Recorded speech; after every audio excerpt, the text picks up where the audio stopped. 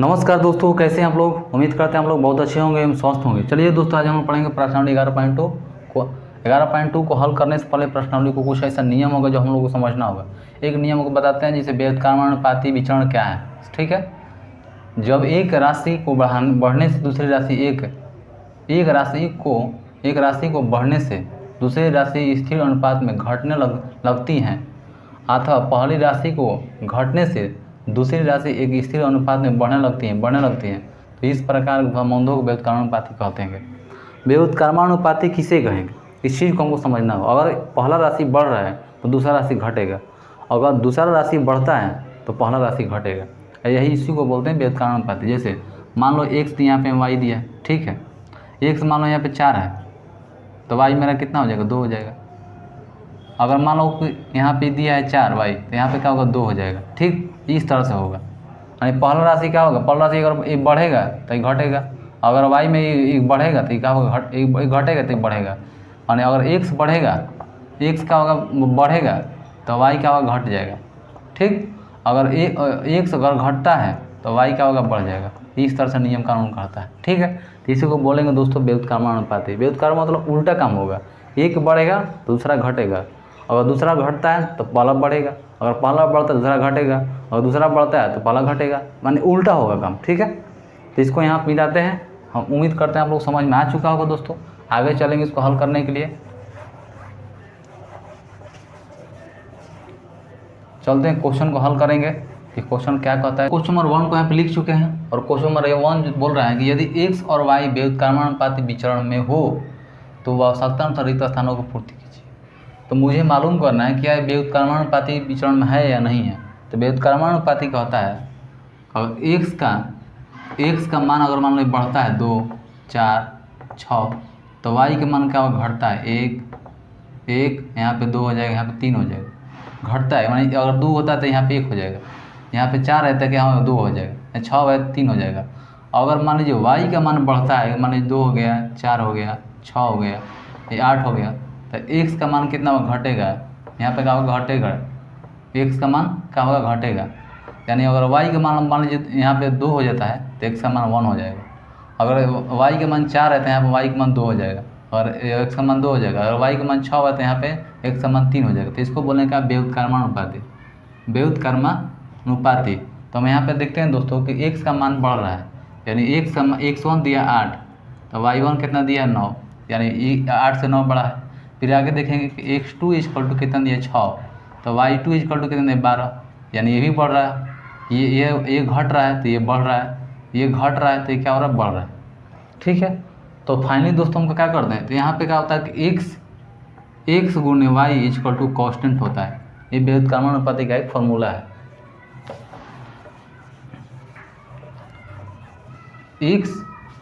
x गुणे Y जब कीजिएगा तो क्या कांस्टेंट हो जाएगा। तो अब x और y गुना करते हैं, x समान दिए 8 तो 8 और गुना 9 किए तो 9, तो इसका 72 हो जाएगा। तो मुझे सब में दिखाना होगा कि इसका मान 72, इसका मान 72, इसका मान 72, इसका सबका मान 72 आना चाहिए।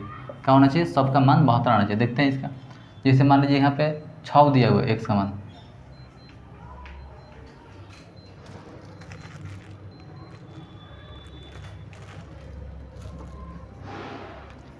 जैसे यहाँ पे मान लीजिए 6 दिया हुआ है, यहाँ पे x2 का मान कितना दिया, x2 का मान दिया 6, लेकिन x2 का मान 6, y2 का मान कितना दिया, y2 का मान 12।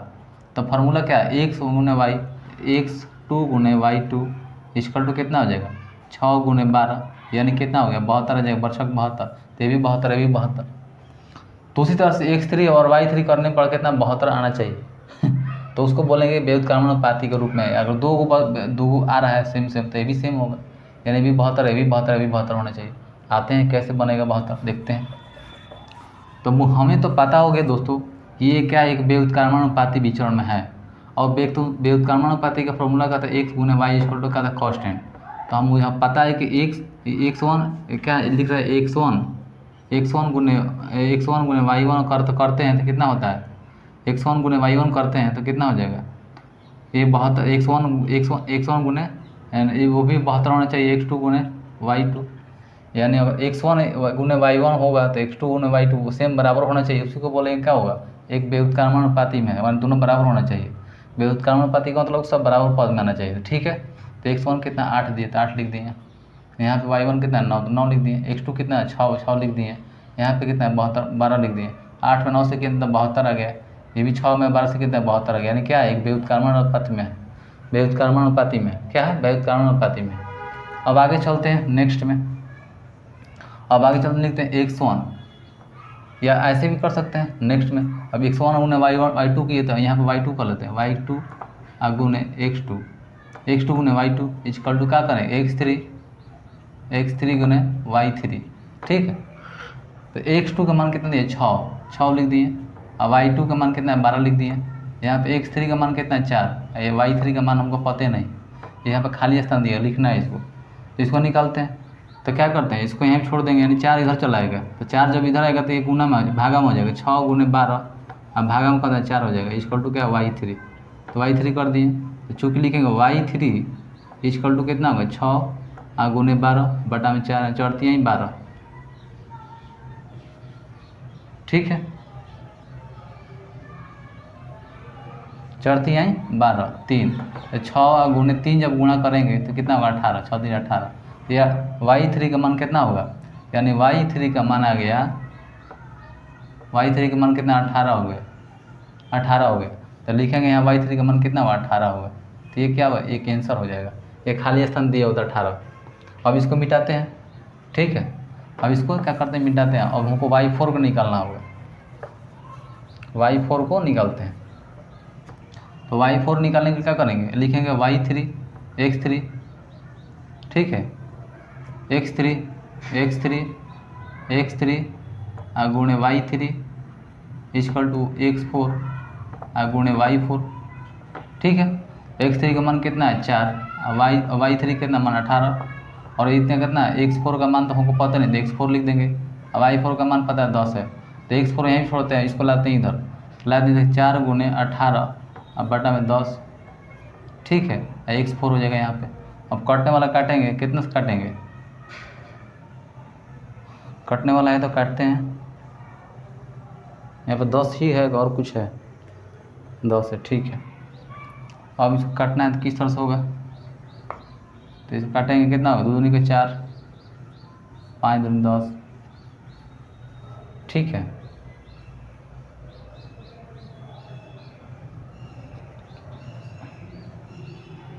अब कुछ कटने वाला 18 दूनी 36, 18 दूनी 36 हो जाएगा।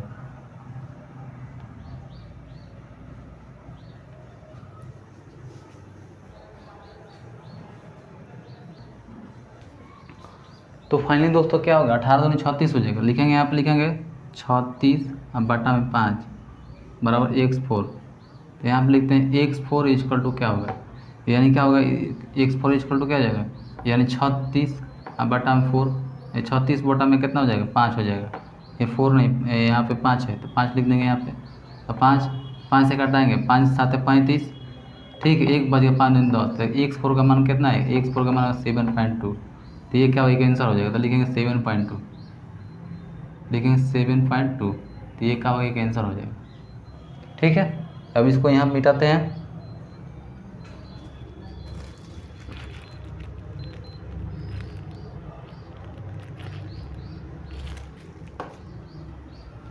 इसको यहाँ पे मिटाते हैं और निकालते हैं नेक्स्ट क्वेश्चन का, इससे भी निकालते किसी से भी निकाल सकते हैं, इसको मिटाते हैं यहाँ पे, ठीक है, सबको मिटाते हैं, कुछ नहीं करना, आगे चलना हमको। अब निकालना x5 का, तो x4 को लेते हैं, x4 का मान कितना हो गया 7.2, अब क्या करते हैं x5 का निकालना है, तो x4 गुने y4 इक्वल टू क्या होगा x5 गुने y5, तो x4 का मान कितना है 7.2 y4 का मान कितना 10, यहाँ पे कितना 36 गुने कितना है हमको y5, तो y5 उतार देंगे, पता है हम खाली स्थान दिया हुआ भरना है, कितना है इसको पता नहीं है, तो लिख दिए y5। अब क्या करना है, इसको 36 को नीचे लाते हैं, तो 7.2 गुने 10 बटा में कितना 36, यहाँ पर लिख दें y5, तो यहाँ पर लिखते हैं चूँकि कुछ कटने वाला तो काट देते हैं, कितना हो गया, तो लिखें 36 दूनी 72, 36 दूनी 72, 36 दूनी 72, यानी कितना होगा 0.2, और 10 से करेंगे कितना होगा 2 हो जाएगा, तो गुणे 10। तो यहाँ पे लिखेंगे y5 इक्वल टू कितना होगा 0.2 और गुणे कितना हो जाएगा 10, तो कितना हो जाएगा सिर्फ 2 हो जाएगा। तो y5 इक्वल टू कितना होगा 2, तो लिखेंगे यहाँ पे कितना होगा आंसर 2 हो जाएगा 2। तो 36 में 2 से गिनेंगे तो 72 हो जाएगा। तो अब दोस्तों चलते हैं इसको हल करने के लिए, या इसका सॉल्यूशन देखते हैं क्या व्युत्क्रमानुपाती में रियल में है या नहीं है। 8 में 9 से मैंने x1 और गुने y1 जब कीजिएगा तो 8 में 9 से कीजिए कितना हो गया, ये 72 होगा। अब लिखते हैं x2 गुने y2 इक्वल टू कीजिएगा 6 में 12 से जब गुणा कीजिएगा तो बर्षक 72 होगा। ठीक है, x3 और गुने y3 जब कीजिएगा तो कितना है 4 गुने 8 18, 18 को 72 तो 72 हो जाएगा। फिर चलते हैं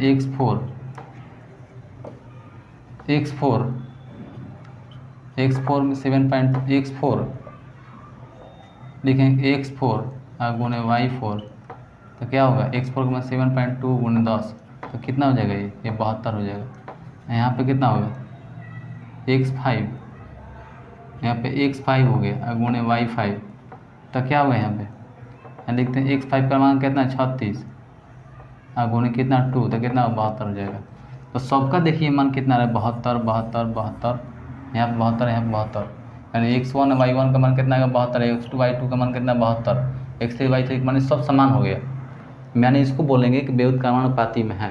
ये मेरा क्वेश्चन आंसर सही हुआ। ठीक है दोस्तों, अब चलते हैं नेक्स्ट क्वेश्चन नंबर 2 की तरफ। ये क्वेश्चन नंबर 1 को हल किए, क्वेश्चन नंबर 2 में सेम ऐसे ही दिया हुआ है, उसको भी हल करते हैं। इसको मिटाते हैं यहाँ पे।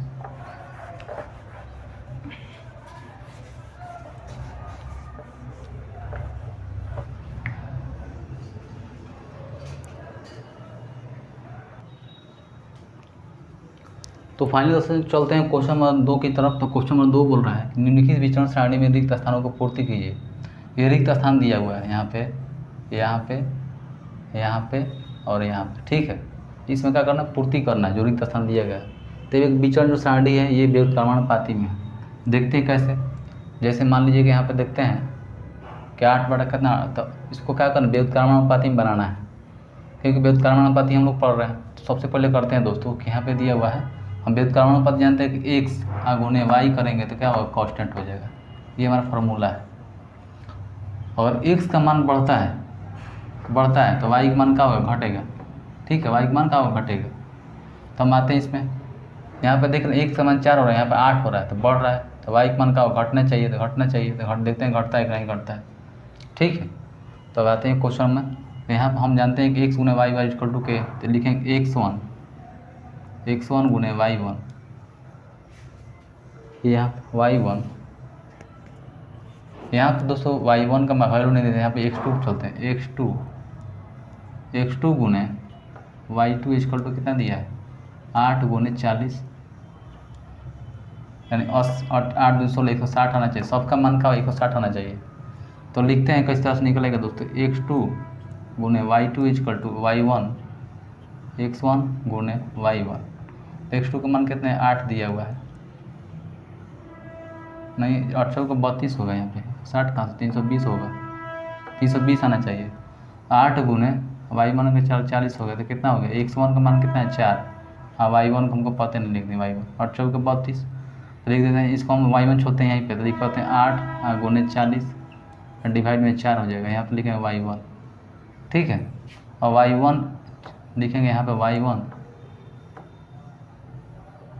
चूँकि y1 इक्वल टू कितना होगा 4 दूनी 8, 2 मरत में 4 दूनी 8 तो कितना हो गया 2 गुने 40, तो कितना होगा इसका आंसर 80।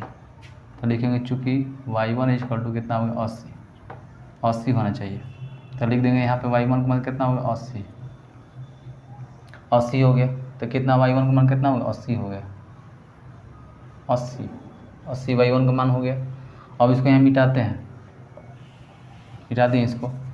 जिस तरह से मेरा x2 और y2 का मान कितना है 320 है, तो उस तरह देखेंगे x1 और गुने y1 का मान कितना आया है, तो लिखेंगे 4 और गुने 80 इक्वल टू कितना है 8 का 32 यानी 320। बिल्कुल देखेंगे सही है, सही है। ठीक है, उसी प्रकार देखेंगे x3 मान नहीं है तो लिखेंगे x2 गुने y2 गुण लिखेंगे y3, x3 गुने y3 लिखेंगे x2 का मान कितना 8, यहाँ पर लिखेंगे 40, यहाँ में लिखेंगे x3 गुने y3 का मान क्या 40 लिख दिए, y3 का मान कितना 20 है, 20 लिख दिए। ठीक है, सेम इसी प्रकार से क्या करेंगे, x3 का मान निकालना है तो इसको क्या करेंगे 20 इधर ला देंगे, तो लिखेंगे 8 गुने 40 डिवाइड का लिखेंगे 20 इक्वल टू x3, ये 0 0 खत्म, दूधने के 4, तो लिखेंगे यहाँ पे दोस्तों x3 इक्वल टू का लिखेंगे 8 गुने 2, तो कितना हो चुके x3 इक्वल टू 8 दूनी 16, तो यहाँ पे लिख देंगे 16, तो कितना लेंगे 16 आ गया। तो देखते हैं इसका आंसर सही है गलत है, x3 का मान कितना सही है गलत है, तो लिखते हैं तो लिखेंगे x3 गुने y3, तो 16 गुने 20 में जब गुना कर 16 32 हो जाएगा, यानी 320 हो जाएगा, तो ये भी देखेंगे सही हो रहा है, तीनों सेम आ गया। अब चलते हैं x4 का मान निकालना हमको, x4 तो लिखेंगे x4 गुने y4, लिखेंगे क्या लिखेंगे x3 गुने y3, तो x4 का मान कितना दिया नहीं दिया, तो लिखेंगे x4 गुने y4 का मान नहीं दिया, y4 का 10 दिया लिख दिए, x3 का मान दिया 16, y3 का मान कितना दिया 20। अब इसको लिखते हैं यहाँ पे, इसको हटा देते हैं। ठीक है, अब इसका करते हैं, इसको x4 यहीं छोड़ देते हैं, लिखते हैं x4 इक्वल टू कितना लिखेंगे, जो दिया इसको दिया वो लिख देंगे 16 गुने 20 बटा में 10, 10 दूनी कितना 20, क्या लिखेंगे 2, यानी क्या लिखेंगे x4 इक्वल टू 16 गुने 2, यानी कितना हो गया 32, तो यहाँ पर लिखेंगे क्या लिखेंगे x4 का मान कितना हो गया 32, तो 32 लिख दें। अब हमको जांच करना है कि सही में सही है या गलत है, तो इसको जांच भी कर लेते हैं। तो x4 है तो x4 लिख दिए, y4 तो y4 लिख दिए, तो लिखेंगे x4 का मान कितना है 32 और y4 का मान 10, तो कितना 32 320 हो जाएगा, तो 320 इसका आंसर हो जाएगा। ठीक, बिल्कुल राइट आंसर है। अब आगे चलते हैं x5 का मान निकालना है, तो x4 लिखें x4 गुने y4 इक्वल टू x5 गुने y5, x4 का मान कितना है 32 गुने 10 64 गुने y5। ठीक, और y5 को वहीं छोड़ देते हैं, तो लिखते हैं 32 गुने 10 बटा में 64 इक्वल टू y5, चूँकि y5 इक्वल टू कितना हो जाएगा 32 दूनी 64, 2 मरते हैं 2 5 10 यानी 5, तो लिखेंगे कितना हो गया 5 हो गया। y5 का मान कितना हो गया 5, तो लिखेंगे y5 का मान कितना 5। अब इसका सही है गलत इसको जांच करना है, सही है गलत इसका मान जांच करना है, तो लिखेंगे x5 गुने y5 कितना दिए 64 गुने 5, तो कितना 320 इसका ही माना गया, यानी इसका भी 320 इसका भी 320 y1 सबका 320 आ गया, तो बिल्कुल जोड़ेंगे सही इसका आंसर होना चाहिए। देखते हैं इसका सही है गलत है आंसर, तो देखते हैं सही है या गलत है।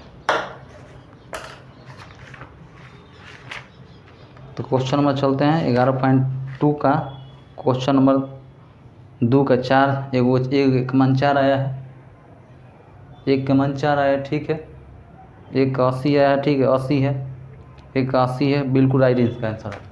एक का मान इसका 80 आया है, इसका 16 आया है, इसका 32 आया है, इसका 5 आया है, बिल्कुल राइट आंसर है।